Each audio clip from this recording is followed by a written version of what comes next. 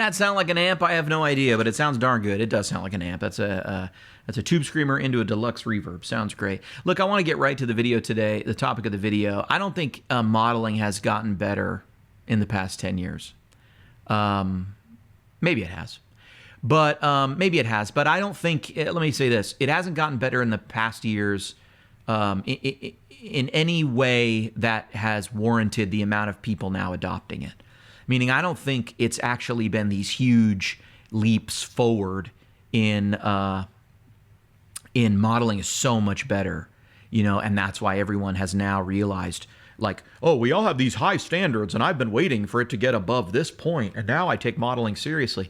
I don't think that's what's going on. I think, honestly, that most people have just changed, and their desire for portable solutions that are cheap, because modelers capture tech, all these digital units, the price pressures have been coming down, not up. They're cheaper than they've ever been, not more expensive than they've ever been. And so what I really notice is I think people are just way more willing to accept that a modeler sounds good enough. And I don't think that's a bad thing, by the way. Now, I think the evidence for what I'm saying, might be going, HW, that's not true. The evidence for what I'm saying is this. The Helix and the Kemper came out when?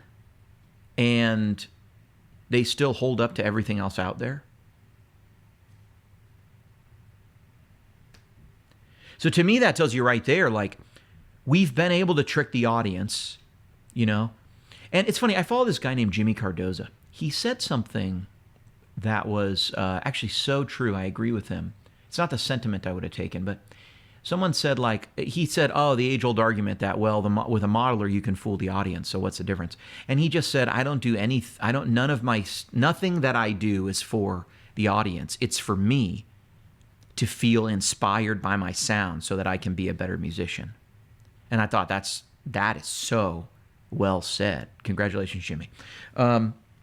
Because that's really the case. There's been people tricking people. So I did also see another video from Steve Sterlacci where Helix, where it basically talked about, you know, the stuff in the Helix is newer than the Helix itself, meaning they've redone software and stuff inside to make it better.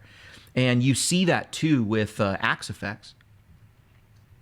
You know, Cliff all of a sudden goes, I have a brand new Chingus architecture. And here you go. And now all your presets sound different, but it's better. Ha ha ha. I don't know if that's how he sounds, but it's kind of, that is the other side of the coin, right? It's like, I made everything better, and now everything you save sounds different. Ha ha. But it does sound very good. So, you know, it's the cognitive dissonance, I think, that exists in people's heads that may have, in a way, left, not because I think people are somehow more honest with themselves, but really just because I think people want what modelers offer. They want the value prop that modelers give them, which is, hey, you can have all these amp sounds. You can have all of this optionality, all of these effects. You can have it in a small, light package. You don't have to, you know, no longer do tones have to be inaccessible to you because of gear purchases, right? Which I think is something we don't talk about enough. What's really driving, maybe I'll do a whole video on this.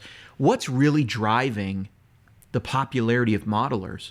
Well, it's the same thing that drove the popularity of, you know, Marshall in a box pedals. Remember, you know, 15 years ago, there was 1 million Marshall in a box pedals, and they were all designed so that you could take your Fender, your AC30, and you could turn this thing on, and boom, all of a sudden it sounded like you had a Marshall. Why did you want that? It's not that you wanted a Marshall all the time. It's not that you couldn't afford a Marshall. It's that you didn't have them. No. You wanted the sound of a Marshall half stack or that Marshall sound, but that wasn't your gigging amp. You were probably taking a Princeton or a Deluxe. You were trying to be sensible, and sometimes you wanted that Marshall sound, and you might have even have had it at home. But it was a sound you wanted, but it was hard to find in a small package in an amp. And if you did find it in a smaller package in an amp, you might be giving up something else, like a more twangy country tone that maybe you wanted for some other thing, or maybe you just felt like there wasn't a Marshall combo with your name on it, and so that's what modelers offer. Or maybe you've got a Fender, but you're like, man, I really like U2, or I'm trying to play some of this stuff, and how do I make it sound more jangly, more AC30 like that? And the answer was, some of these overdrive pedals that would emulate those amps, going into your own amplifier. But of course, that was an impossible thing to do because, as a pedal designer, you would sort of go, this will get you some of that kerrang of the AC30, or some of that drive and grind of the other amps, of the Marshall. And of course, you would design that pedal different if you were running it into a Hot Rod Deluxe, or a Marshall, a Fender Twin, or a Marshall Valve State, or whatever you were playing. As the amp changed, the pedal going into it changed, because, like, as the guys say at the pedal show, pedals have no sound. Amps have the sound, right?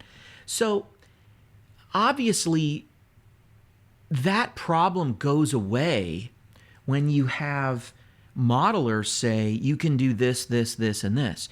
Now, I saw some comment a couple videos back where I said, basically modelers sound better than amps, and someone said, no, I disagree with you. Or it was on my video, why I'll never go back to amps. And I just said, I think there's more consistency in sound. And someone said, consistency in sound?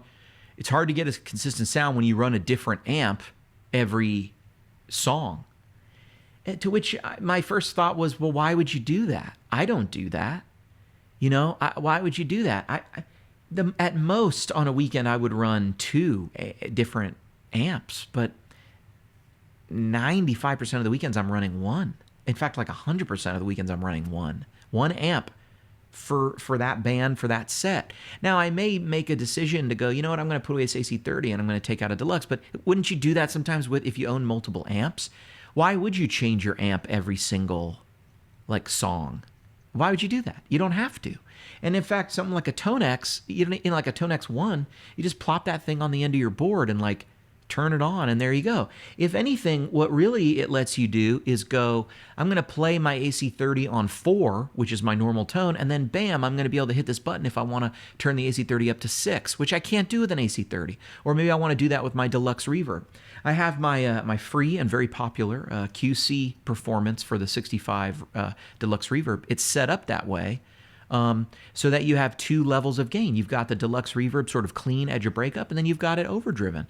And then you've got some boost pedals you can cram in front of it. To me, that's how I want to, play the guitar, is I want to have pedals that I can put in front of an amp, but I don't necessarily want to have the amp only at one setting. I would love to be able to, reach back and turn my amp up for a solo or something. You know what I mean?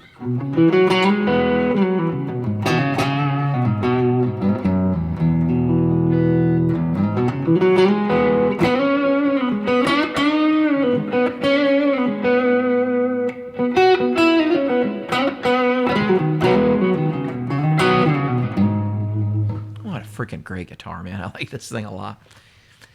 But yeah, I really don't think, I think that the players have changed, not so much the technology. I still think that the Kemper, here's some slept-on opinions. I think Axe Effects is all you need. And no one will ever tell the difference. But all you need isn't always all I want, and so I like the variety of captures, and I like exploring new sounds and discovering new things, and they don't build everything in. But it's all you need. You don't need more than that. I think the ToneMaster Pro is all you need. I think the Helix is all you need. I think all of these all-in-one units that sort of have modeling in them is all you need. I think you could be happy with them and be really happy. And to me, one of the biggest things for me is I think if you played your units through a cab or an amp in the room, you'd enjoy your sound a lot more, rather than playing it just through a computer. I think a lot of modeler, anti-modeler sentiment is is that people don't have a great way to hear it in the room. And to give them that feel and sound. And to that, I would just say that's one of the reasons that the Kemper is so great, that it has a power amp, because you can just put any of those amps through this cabinet. And I would be so happy with any of my captures, profiles, direct into a Scumbag or into my old Marshall 412. Would the Fender sound exactly the same? No, but who cares? It would sound great. And they would sound like Fenders. And I used to run a rig like that, actually. I used to use a long time ago, like when I was in doing the very first live stuff I would ever play, out before I had a band, before whatever. I just played at church and then played a couple gigs with people. And my setup was a 412 Marshall cab, the AB stereo Marshall cabs.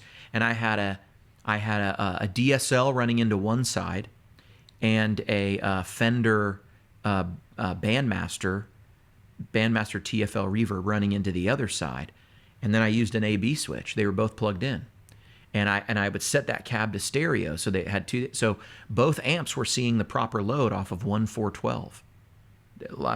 Maybe you didn't know Marshall made one of those, but they made the stereo cabs. You could plug in one amp to one to two of the speakers and one amp to the other two speakers. And I would run it like that. Now, the sound guy would always try to mic up one side, and I'd say, I need two mics. He'd go, what? I go, dude, I'm running. I turn off these two, and these two come on. He'd go, Truthfully, now I realize, because I've done this, you could just mic the baffle between the speakers, and it's going to sound fine, especially if you come off just a couple inches. I've done that with other amps, and actually, it's an accidental trick that works really great. You'd think close micing the sound is like really, doing everything for you. But if you run from that center of the speaker right to the end of the speaker, you hear the sound changing. If you keep going right onto the baffle, the sound doesn't all of a sudden drop in volume. You get a mic'd guitar sound. It's kind of wild. But what it's picking up is just the vibration of the wood in between, which guess what, is also part of the sound you're hearing in the room. And it's it's one of the elements that we don't talk about that probably has something to do with amp in the room tone, because I one time did a whole video. You can go back and look at my channel. I did 1 or 2 whole videos where I wasn't paying attention. I was using a 310 Bandmaster, and I had just not thinking, like really quickly put the mic in front of where one of the speakers would have been in a 410 cab. And so actually my mic was completely off the speaker. And I went back, I edited the videos. I did like 2 or 3 videos. It sounded great. And then I realized I'm not even micing a speaker. I'm micing the baffle.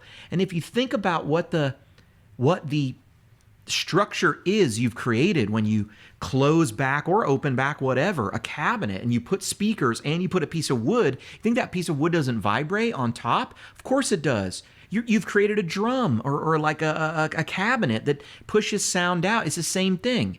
That's why if you build a block of wood and you knock on it, you don't hear it's a block. You don't hear it's a cube. Of course you do. It's acoustics. So what the hell are we talking about? We're talking about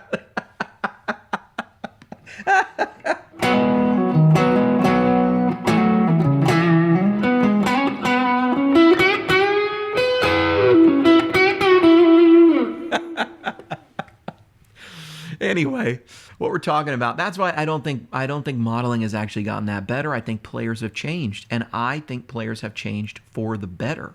Hey dudes, if you're watching this far in the video, I got to start like putting in a little blurb or something.